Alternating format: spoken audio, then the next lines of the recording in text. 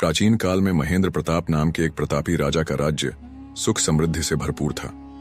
उनकी 5 रानियां थीं, सौम्या, रति, विशाखा, देविका और माधवी। वे सभी सुंदर, गुणी और राज्य की सेवा में निपुण थीं, लेकिन वर्षों बीतने के बाद भी किसी को संतान नहीं हुई। राजा इस बात से अत्यंत चिंतित थे। वे राज्य के आर्ष मुनियों से सलाह लेते, यज्ञ हवन करवाते, पर कोई उपाय सफल नहीं होता। दरबार में मंत्रियों और प्रजा ने सुझाव दिया कि राजा को एक और विवाह कर लेना चाहिए। राजा इस निर्णय से सहमत नहीं थे, क्योंकि वे अपनी 5 रानियों से बहुत प्रेम करते थे। लेकिन राज्य का उत्तराधिकारी न होने के कारण वे भारी मानसिक द्वंद्व में थे। इसी उधेड़बुन में वे एक दिन शिकार के लिए जंगल चले गए।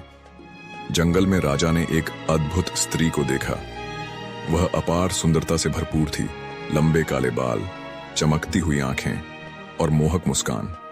उसका नाम चंद्रिका था। पराजन, मैं आपको बहुत समय से देख रही हूं। आप एक महान शासक हैं, लेकिन आपके राज्य को उत्तराधिकारी की आवश्यकता है। मैं आपकी सहायता कर सकती हूं। राजा को यह सुनकर आश्चर्य हुआ। कैसे? चंद्रिका मुस्कुराई। मैं विशेष शक्तियों से संपन्न हूं। यदि आप मुझसे विवाह करें तो मैं आपको पुत्र रत्न की प्राप्ति करवा सकती हूं। राजा को उसकी बातें अजीब लगीं, लेकिन उनकी संतान प्राप्ति की इच्छा इतनी प्रबल थी कि वे बिना किसी संदेह के उसे अपने महल ले आए और उससे विवाह कर लिया। अद्भुत रूप से चंद्रिका के महल में आने के कुछ ही दिनों बाद 5 रानियां गर्भवती हो गईं। यह पूरे राज्य के लिए हर्ष का विषय था।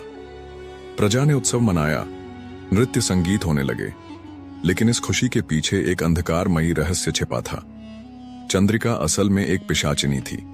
वह किसी प्राचीन श्राप के कारण इस संसार में भटक रही थी और उसकी आत्मा को मोक्ष पाने के लिए 6 नवजात शिशुओं की बलि चाहिए थी।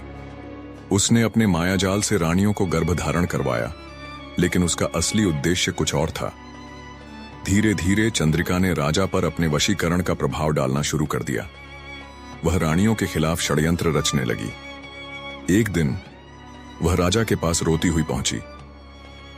महाराज, मैं इस महल में असुरक्षित महसूस कर रही हूं। आपकी अन्य रानियां मुझे पसंद नहीं करती। वे मेरे खिलाफ षड्यंत्र कर रही हैं। राजा को यकीन नहीं हुआ, लेकिन चंद्रिका ने अपनी मायावी शक्तियों से ऐसा भ्रम उत्पन्न किया कि उन्हें भी अपनी रानियों पर शक होने लगा। एक रात जब 5 रानियां सो रही थीं, चंद्रिका ने अपनी शक्ति से महल में आग लगवा दी।